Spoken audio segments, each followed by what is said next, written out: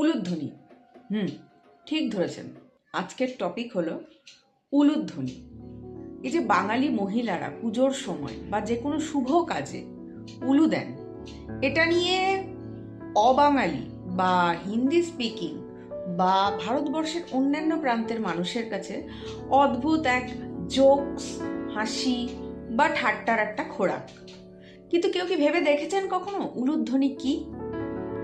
যদি আমরা শাস্ত্রমত হিসেবে দেখে থাকি তাহলে উলুধ্বনি দেন মহিলারা। কখন দেন? বিভিন্ন পুজো, বিভিন্ন শুভ কাজে বা শাস্ত্রীয় অনুষ্ঠানে। কেন দেন?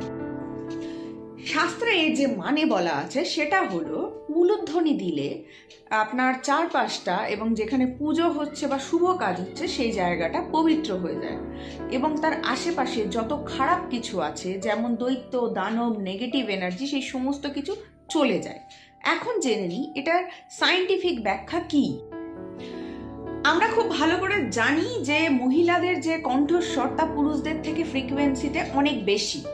এই হাই ফ্রিকোয়েন্সি গলাতে যদি কেউ উলুধ্বনি দেয় তাহলে যেটা হয় সেটা হলো আশেপাশের জীবাণু, প্যাথোজেন্স এবং যা কিছু নেগেটিভ এনার্জি আছে সেটা দূরে চলে যায়।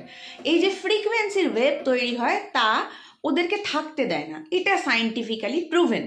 শুধু তাই নয়, উলুধ্বনি দিলে ভেতরে একটা পজিটিভ এনার্জি তৈরি হয় যাতে করে malaise, negative energy, lethargy, morning sickness এগুলো দূরে চলে যায়।